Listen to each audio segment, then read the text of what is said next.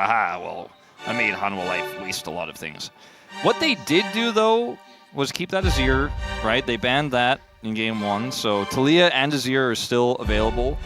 Hanwha will probably just ban both of them again, but that's 2 bans gone on red side, so that's a good thing. We talked about this as far back as the very beginning of the game 1 draft, so that will still be relevant here. Pantheon will be the flex ban, which is not flexible and is permanent and required. But like now, Taliyah Azir maybe? Yone ban. Yeah, I mean, it's always good to keep note of what was played and stuff like that. The Rai is also going to be taken away from BDD. BDD's had some phenomenal Rise games. So the last ban is Azir. It just has to be. As KT, you ban Taliyah here, and then you force the Azir ban. Well, yeah, I'm saying that Hanwha Life have to ban Azir. Yeah. Against BDD. If you ban Taliyah and Poppy was already played, then Rakan stocks go up pretty high. Ooh. And Dash champs in general, but especially that guy. If they leave the Azir up, then BDD just first picks Taliyah. If they ban Taliyah, then he gets Azir.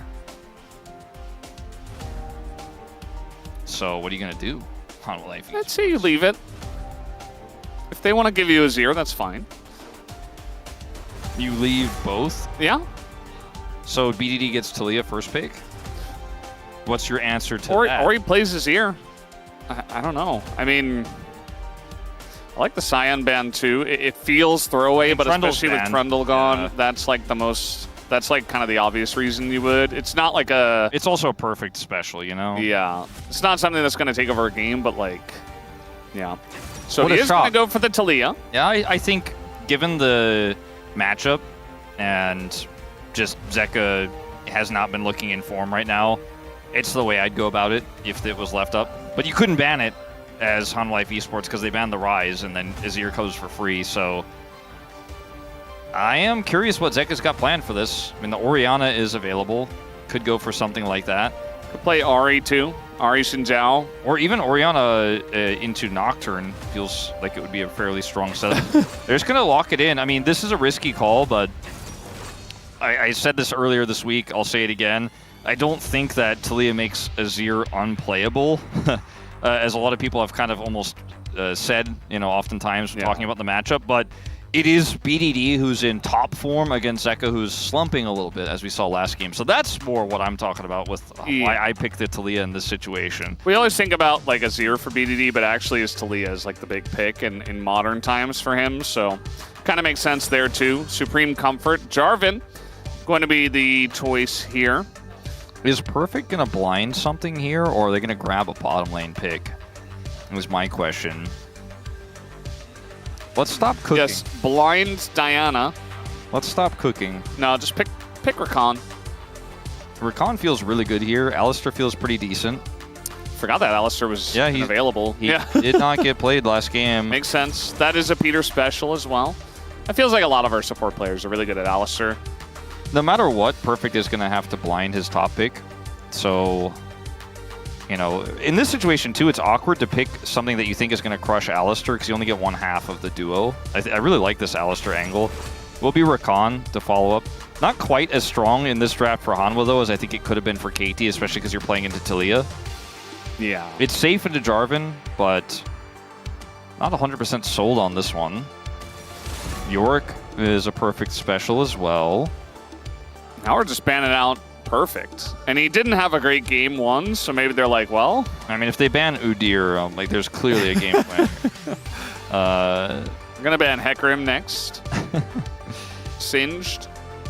The bottom lane is very open-ended, but I like for KT Rolster. Xena, I feel like, was pretty good for them because they have a pretty strong front line, but Jinx feels pretty insane here as well, just because you have so much pick setup. Even into like almost anything, even blind, it feels pretty good. And, you know, I think on the side of Hanwha Life Esports, trying to figure out how to get on top of that Jinx with all the peel tools available would be quite tricky. So that makes a lot of sense. Maybe they just ban Ezreal, though, and say Cataclysm value is going to be high. That's what they do. Which is not a shocker. Viper, what is he going to play here? I mean, there's a decent amount. Oh, the Corki's available.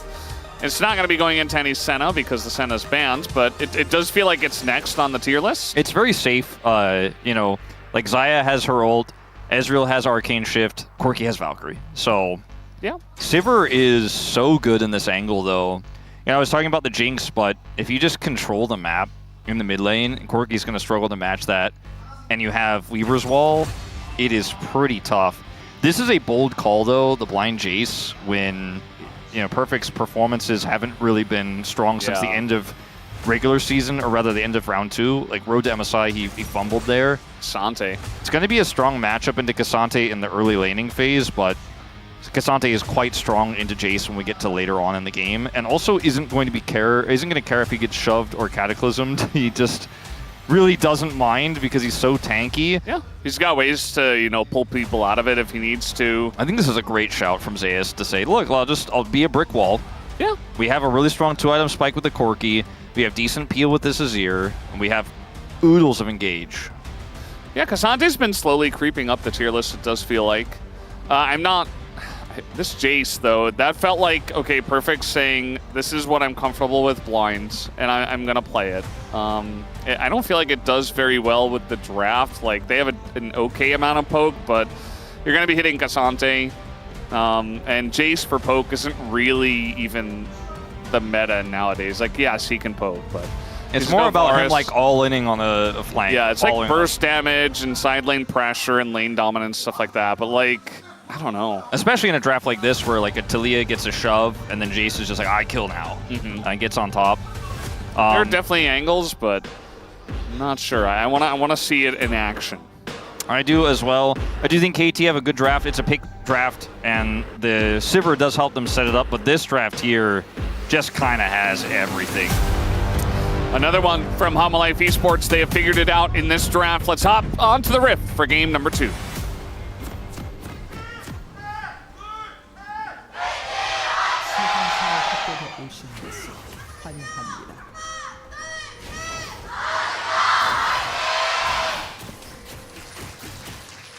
All right, game number 2.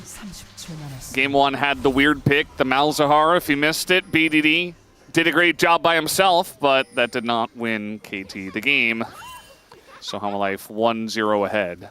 When we think about Perfect, I think most fans and most LCK watchers think, you know, maybe a Rookie of the Year candidate earlier on, had some really strong games, but the fan you ask about Perfect is going to give you a different answer based on what last few games of Perfect they saw, right? Because Perfect was pretty dominant through a lot of the early part of this year, but then fell off the horse a little bit. Had a strong finish there at the end of round 2, and then fumbled again, like I mentioned, in Road to MSI.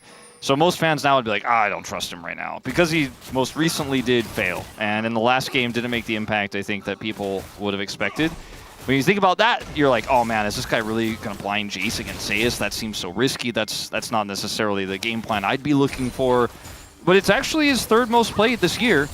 He is 3-1 on the pick. He has been incredibly successful on it. He had that one game where he picked up POM, I think solo, based on that clutch play he made in mid lane. I don't remember the exact circumstances, but I remember this insane Jace play he made in a really critical series. Might have even been the series against Hanwha Life that they won. But either way, like, this is a good pick for him this year. I'm still inclined to trust that Perfect, the top form Perfect, is in there, and that he might come out in this second game. But I think that's a huge crux of this draft, that they blind that, Cassante comes through, and now if he doesn't get massively ahead, or if he doesn't actually thread the needle on some of these or find the perfect angles, this pick falls so flat to me, Valdez, and that's part of why I look at Hanwha Esports draft and I look at the safe Corki, the engaged tools they have, the relatively vulnerable Jace, honestly, compared to the other picks, and go, this is going to be make or break in this game. Yeah. I would have liked to see something like Renekton, you know. It's very good blind as well. It provides you a little bit more of a front line. I feel like you already have enough damage as the game comes along. Renekton does decent damage as well in the mid game. It's very good with Talia. It can get zoned a little bit. Like the range of Jace feels better into stuff like Azir Xinjiao for sure. But yeah, especially for Perfect into Zeus, that might have been where I would have gone. But at the end of the day, it's Perfect's choice, and his discussion with the coaches led us to this. So very much excited to see what he can get done on this Jace. All right, I mean, I just wanted to do my due diligence to talk about this for a minute before we just talk about BDD the whole time. Yeah, I mean, honestly, Duck Tommy's gonna clear waves. He's just so handsome. There we go. The Korean competition just finished. Wow! And now we're back to BDD glazing only. What a perfect. Yep. BDD, he is the one. I saw there was a LOL Esports tweet. It might have been yesterday or 2 days ago that said, like, what's the most underrated pro player of all time? Everyone said BDD. It's BDD, yeah. Which is why, you know, I feel like we all know that it's true, and maybe he isn't over or underrated. It's just people are quietly BDD fans and they know the truth. Like, this guy it's just that he doesn't have the titles that other mid laners do. You know? It's crazy that after his success and tragedy on Gen G in 2021, that he wasn't in the 2022 World Song. But at the end of the day, like, how can you not love BDD with just how incredibly dominant he's been now for basically 2 years without his team finding success? Remember when he almost single-handedly stopped T1 from even going to the World Championship last year? Yes, I remember. Wouldn't have lifted the trophy. Was that you and I casting that? I think I was desking it. Oh. I feel like I casted that. Not 100% sure. There are so many legendary BDD series, though. It's pretty... It's nice to go back in memory lane. I'm glad that we're doing our due diligence of, well, now talking only about BDD because, you know, that's the way it goes. I mean, people have always asked the question, you know, and people don't like to talk about it. People ask the question all the time, like, how long will professional league be played? You know, like, how long will League of Legends esports last? It's like the longest standing esport now, right? Essentially. The StarCraft 2, I guess the big one that still has like a slight edge over it. Still going! Yeah. Classic almost won EWC, man. He was super close. Oh. Serral 3-time champion. Anyway, but like, all I want is for it to last long enough for my daughter to see BDD become a world champion, okay? I think you're asking for a lot. I don't know, am I? Like, I mean, well, it could happen this year. I don't know if she'd understand it, right? So maybe you should wait a few years. So, but yeah, my brain just defaulted to, like, they have to be an adult, but actually to just watch it and witness it, you don't have to. Yeah, you don't have to be an adult. So I was thinking 20 years or something, but no, it's going to happen. I mean, I hope League lasts forever. Obviously, it's my career, it's my job, you know, it's how I put food on the table and stuff, but, like, I don't know, man. All I can think about right now is BDD. I wonder why. So, Cuz gonna pick up the Drake. I got a nice little Chemtech Drake. Doesn't really do anything outside of, okay, little sweep here on a BDD. And he has a lot of people around him. He elects not to flash as he says, I'm gonna die anyway. Very smart from him. No, he gets punished big time. So nicely played by Zeka and the boys over on Hanwha Esports. Gonna pick up first blood. I mean, I know I'm glazing observers, but we got to kind of see how that one played. They were trying to cut away. You know when the character dies in the movie and they just show the birds? Yeah. What was going on over there? He's a little bit far up in the lane, gets caught by Zeka. Let's take a look at how this transpired actually in reality. The waves pushed kind of far away from him, and it's just a nice slide in here by Zeka before BDD could react and put up the rocks. So he's still the most underrated player of all time, though. You have to flash the Azir ult. It's unfortunate, but that's just the way it is. Yeah. I feel like 90% of people who don't flash the Azir ult die. And that's a really high number. So just flash it, lose your flash, play safely after that, and just accept that, okay, that's what Azir does. He almost got the rocks up in time, Valdez. Yeah, I mean, even if he does, it's like, I don't know. He has ult advantage now. He could probably get like flashed on, or he could just, you know, maybe Zeka gets stunned very late, so he's still behind him. He just ults him anyway. I don't know. I decided this is the BDD glaze cast. But it already was. I don't care if Zeka's up. It was before you decided that. No, I know. I don't care if Zeka's up 383 gold, and BDD did make a big misplay there and did not flash the Emperor's Divide. Surely this is not a caster curse situation. Yeah. What about if BDD just ulted Delight in that top fight in the last game, you know? Could have been a KT 1-0. Don't question him. Don't question him. Just saying, BDD. Even our spacers mentioned it. I don't think so, Valdez.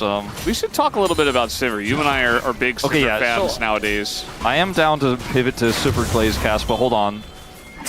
maybe we have a little fight here. The flank? Okay, we're going very deep for Zeka, who just pushes him away. Cuz very low. Has to flash out of here. Peanut getting pretty low himself, though. Has to flash out. Viper finally going to join with this fight, but it just looks like Hanwha are going to push them out. Still, you know, they're going to get 2 grubs. It's still like the same outcome, even if there wasn't a fight. Yeah, Cuz did have to flash, unfortunately. Peanut will flash in return, but, you know, I think that's a relatively even exchange. Obviously, the Jarvan is very mobile even without flash, but the flash extends his engage range, so same to be true, of course, of the Xin Zhao, so pretty even. As Zeka has not TP'd yet, so BDD should avoid taking as much damage as possible here before that does happen, because otherwise he'll be down that health. But he's doing a good job of clearing the wave. A pretty nice Emperor's Divide defensively there from Zeka is really the big fight maker there in that last one. BDD tries to cut him off with the wall, but there's just too much space already bought for Hanwha Life Esports in that moment. First Drake did go to KT Rolster, and we have a Hextech Dragon up next.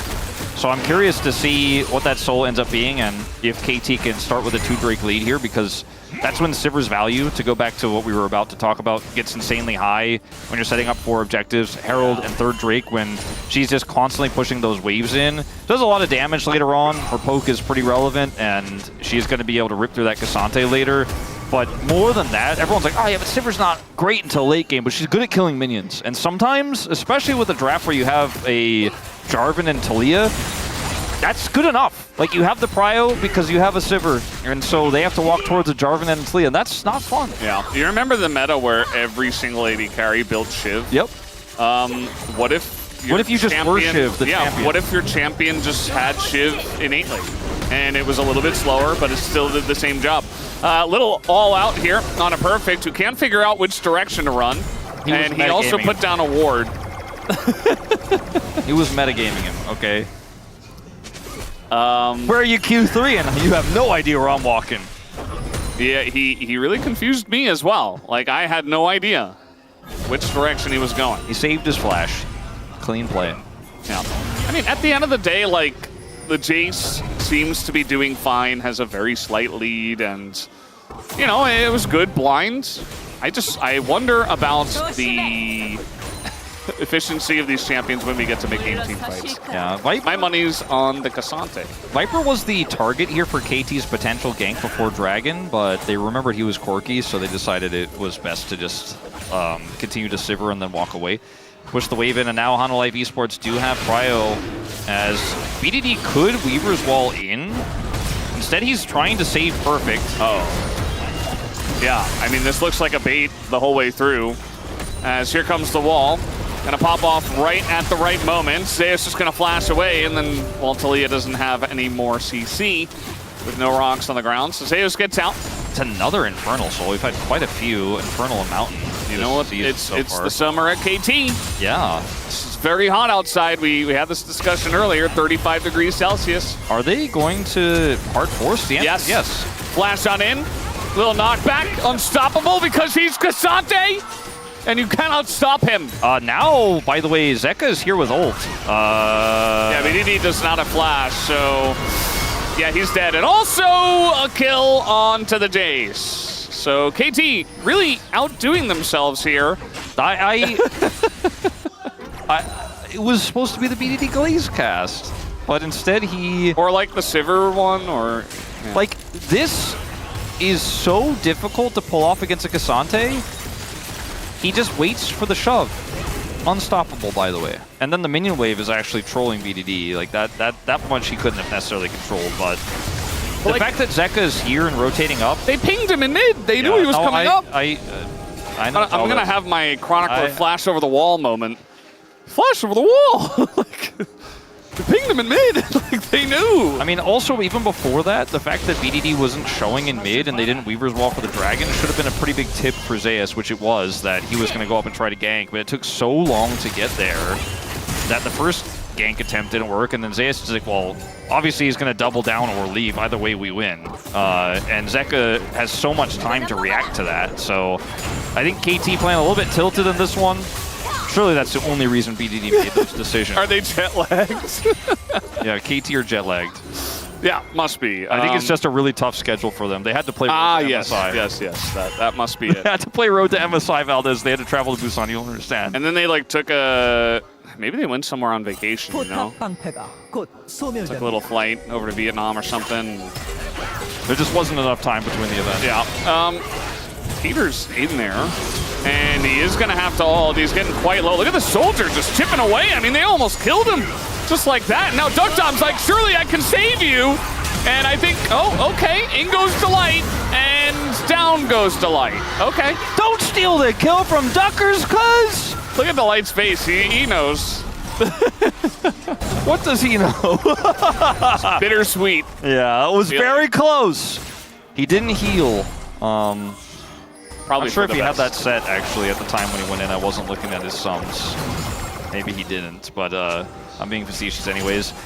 So this initially looks like Peter is trolling again. He's not had his best series. He ends up taking a lot here, but he is Alistair, gets exhausted, so that's the summoner spell that, in fact, Delight did have at this moment. Duckdom has the shield, the barrier, and then Cuz says no, and then Cuz says, well, thank you, I'm taking that one because I saved it. Peter did too. He headbutted him away right at the last moment. He's laughing because he knows the game state is still very much in Hanwha Life Esports' favor. He was saying he got the flash, so worth? Maybe, Valdez. Yeah, maybe. Perhaps. They are going to... It is 80 carry class. So watch this. Watch Duckdom clear this wave. I'm watching. Look at it. It didn't last very long, did it? It didn't, no. So let's see how KT used that prio. They are 1,500 gold down, but maybe BDD will get an item soon, and they can use that prio. Herald is up. BDD does not have TP, though, and Zeka does, so I just don't think KT can fight this. But they did clear mid and get prio with Sivir. Delight is like, he still doesn't have flash. I'll take advantage of that. And remember in draft, I mean, this game is not about draft. I want to make that supremely clear. But when they gave Zeka Azir, who got buffed, and he's now 2-0, like, this Azir might just take over the game. Oh yeah, I mean, it's just going to be really difficult to handle. It's not because the Azir is impossible to deal with, but he did find the proactive catch on BDD who didn't flash, right? He found the catch topside there on BDD, and Perfect as well, when they decided to go for the second follow-up there onto the Cassante. And so the circumstances were right, because KT made some errors for this Azir to become big. And like you said, he's buffed, he's big, he's got his Gnasher's Tooth. He's looking for that second item here very soon. And KT are just holding on to that Sivir prio, man. Yeah. Sivir prio, let's hold this streak. They're going to have to face check. Yep, Delight doesn't have his flash either, but he is Rakan. He's going to charm everybody up and get away. Unless Cuz has something to say about it. No, he dashes away from the spear and finally dies to the flag. But you only got Rakan for all of that, and you had the gank brush. Yeah, well, Cuz is going to be asking his teammates what their KDA are, because he's clearly a Rakan Slayer. It's too real. He's clearly the Rakan Slayer. He said, not slippery enough to get away from me. And then the rest of the KT team falls apart and dies. Peter, is this the angle? I mean, he's just turning this one around on them. Like, B has to flash away from him. Viper goes in. That's a kill for him. Make it number 2. Just give Viper the bomb. And let's just admit our Preds were maybe... Just put it in now. Maybe our Preds were we were a little bit reading too much into the international competition, you know? Yes. Maybe Hanwha Life was just jet-lagged against Genji, and that's why they didn't play well. Yeah, maybe they were jet-lagged against AL as well. Yeah. It's possible. Yeah. So, guys, Hanwha Life is just running circles around KT Rolster in this game. Game 1 was a little bit closer. There were some overextensions. Everyone was like, oh man, that was not Zeka's best game. But Zeka's having a pretty fun game in this one. Viper is going to keep making that sound because there's a weird bug with the replay on Corki. But he does a ton of damage in this fight. He's so safe, right? On this Corki. It was why we mentioned this pick is so good in this situation. And then, you know, finally, I guess he got him, and then he gets the turret. Peter engages onto him. He has flash, has barrier. By the way, he does not need to flash in the initial outcome of this. Flashes for the kill. Flashes for the kill. Didn't have Valkyrie, by the way, either. Yep. Aggro flash. The Taliyah build does not give you that much damage at this point in the game. Well, he went unstoppable for the shove, and then he dashed over the rocks. So Zeus does get stunned by something. A little bit of a chase onto the light. It's just a big... He knows that middle from KT to get this bottom turret. Zeus knows that BDD is the most underrated player of all time. He's just trying to bump his damage stats. He's trying to give us some more damage there. He may still be, even after this game. Yeah. Well, he gets the turret. He might be even more underrated after this one, you know? His ratings, I don't know how he'll be underrated on Hoopu or not after this one. Duck Dom, that's not the angle! Okay, the engage cone from Duck Dom and your Sivers, so you shouldn't be doing that. Got Delight Soul worth. Yeah.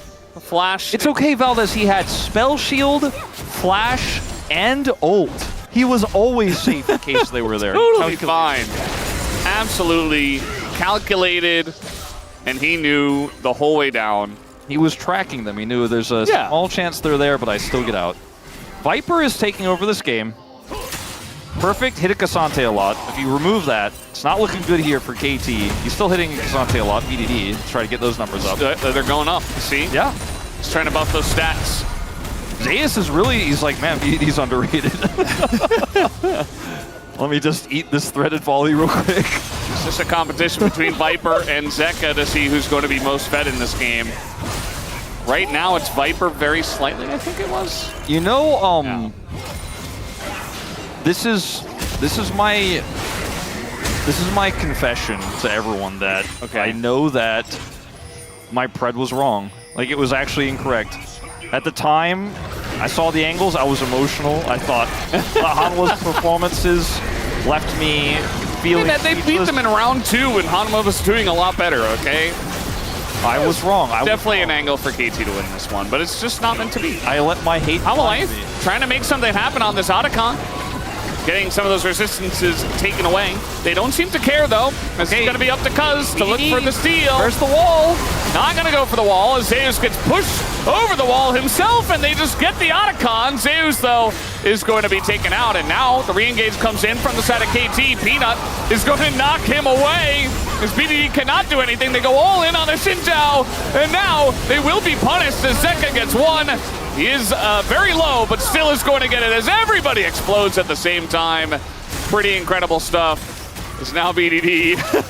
Might died in the light here. 1 kill would do it. He's just going to auto him to death. As that is true.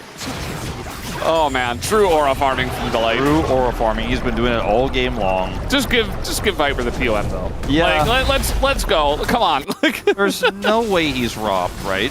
No. So no. This angle here with the shove and the knock over the wall is cool and all, but that's still a Cassante. And I think Hanwha Life Esports are like, well, I mean, we got perfect splash, we got Otacon, we're chill with this. The Weaver's Wall is frankly super late here. BDD didn't use it to try to split the team in half, nor did he use it to actually try to turn this and cut Zeka off. I think he might have been a better target there. Instead, they go on to Peanut, who's so difficult to kill. Viper is a million miles away from any threat.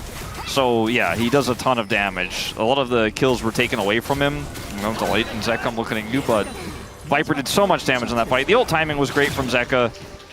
And KT were up the creek without a paddle, so to speak. Between a rock and a hard place. Yeah. It makes even more sense because it's Taliyah. And there's extra rocks and walls because of Otacon Pit. But the Jace pick, man, he's got a big lead over Zeus right now in gold. 3. 34. I saw 3. It went up a little bit. There's a bounty to be collected. There's a bounty to be collected. Yeah, just get it. Just get it. Yeah, just commit. And they are going to, although Zeus doesn't seem to really care about that. Gonna pull him all the way over the wall. Duckthumb a bit alone, but will he die though? The knockup comes back. Delight! He finally does go down to Delight. This just makes so much sense in this game. Zeus still alive. Get your Cassante copy pastas out as this is just ridiculous. They can't kill him. They can't do it. Okay, they did it. Delight now alone. He's gonna hop away. As the rocks are a little bit late, and Zeka's, yeah, okay, I'm killing the turret. He does that because he knows the observers are showing that he's still getting value despite the shenanigans. He's like, and the observers should be panning right about now. It was perfectly timed. And this fight could still be won by Peanut. Peanut, we're going in deep. Yeah. We're going in very deep. He's got the light with him. BDD is just not farmed enough. He can't do enough damage. Peanut's like, Peanut's like, okay, I got to set up to go on to Leah next. Yeah, the light just comes back. Okay, very nice shove though, and Peanut might be in a bit of trouble this time, as Cuz will take the kill once again. Cuz keeps stealing the kills, man. I mean, I know you want to secure that, and it's very close. It's very tense, but doesn't he know BDD's the most underrated pro gamer in League of Legends history? All right, this was actually, like, this is comedy to me. Obviously, the fact that, like, they commit a TP to get a bounty turret, and then they're like, all right, we get Zeus here, when the rest of Hanwha Esports can rally so quickly up to the top side here, and Cassante is just unkillable. It's hilarious. It's very funny to me. But then, instead of just taking the W here, Hanwha Esports, Space Peanut, decides that they will force this to work no matter what. Because Rammus emotes are happening in the bottom lane, and Zeka's still got the inner, and he's pushing the inhibitor turret, right? Yeah. The light's getting so fed in this game, man. He is pretty big. But Zeka, you know, he doesn't have TP. He's just going to send that wave to the bottom lane, and then Peanut and Delight get shoved, and Cuz takes the kill. But at the end of the day, I don't know if we really needed to take matters that deep. I don't think Hanwha would care. They're 6,000 gold ahead. Bounties are still up, but... and they're very close to getting Infernal Soul. It's entertaining, Belders. So it is. I think, to be honest, all the players are having a lot of fun right now. Zeka gonna dash in as Peter is waiting in the wings. And then he is leaving from the wings. He is no longer in the wings. Delight here, looking for more kills, has 3 already. Assassin Rakan. He's just dodging the Alistar. Oh boy. Yeah, Peter in a lot of trouble here. He just dies to the true damage of the Corki. See you later. Not entirely sure about the setup there, but I mean, it's desperation, right? You don't have a lot of vision. You're trying to fight in this choke point. It's just that Viper is a Fountain Laser already in this game. So is Zeka, and this Baron is already gone. Yeah, pretty much. They're just going to go for the turn, though, instead. Cuz is taxied out of this one. Zeka, he says, the hell with the Baron. I want to get more kills. I only have, what, like 5? Need a bit more. Ooh! A little lethal tempo, a little bullet over the top was not enough with the barrier in the way. And they did get the Baron after all. They still did get the Baron. They only split half off the Baron for the turn. The rest stayed and took it out. KT, the Nexus is alive. And that's where the good news stops in this one. Now down 9,000 gold. 5 kills still for Zeka, as you said. He's not doing a whole lot of assisting. He's just doing a lot of the killing in this one. Peter, is this the angle? No, Peter, that's not the angle. He's still trying to figure it out. Friendly neighborhood Peter man. Yeah. Just shows up. The Peter man is so friendly. The pizza is late. Oh, God. Well, the damage. You know, BDD is doing a lot of damage. He's got that going for him. Zay is surprisingly low damage in this game for how much he's hit people while surviving forever. Cassante should do more damage, I agree. We should buff Cassante. I am going to just stay silent on that one. You know, after games like this, I think players look at it and they're like, wow, Cassante's OP, actually, still. I'm going to play Cassante. Like, I think we're going to see a little upsurge in Cassante. You know, if there were like a Cassante or like a champion stock market, it would be like, okay, got to buy those Cassante stocks right now. Yeah. Or you might even be too late. Like, it might have already surged up. Might have jumped up like 5% already. BD looking locked in on the player cam. He's got maybe the last flank angle of the game here to potentially find something if he can get a Weaver's Wall to cut this team off or cut them in half on their retreat. But Hanwha Esports are going to play respectfully. They obviously want to use this Baron to get an inhibitor, but they're not going to risk control over the game over it when they can just go back and take Infernal Soul for free, which is more permanent of a win than an inhibitor itself. And Zeka's like, Sun Disc turret OP. I don't think he was paying attention. He was just like hitting the Sun turret, talking to his teammates, and nearly died to Zeka. And dying to Zeka. No. No. Zeka, it feels like he's so desperately trying to get more kills. There's that Weaver's Wall. But he just can't. He just can't do it. 5 is going to be where he's stopped. As okay, little shutdown on a 2, and there you go, Zeka. You finally found the angle to pick up some more, but all the kills went to Viper anyway. Just give this man the palm, and maybe just give him the penta on top of it, as he'll pick up the quadra. And I don't think VODs has any reasons to give it over, though he will try to stop this wave from pushing in and ending the game. Double cannon minion means I don't think he can, though. Peanut says on in, and there it is. The penta comes through. Another one today. The penta kill for Viper. Just give this man the palm right now. All right, Valdez, look at what I'm doing. I'm picking up the palm selection paper. I'm gonna put the biggest X I have ever put on a palm paper.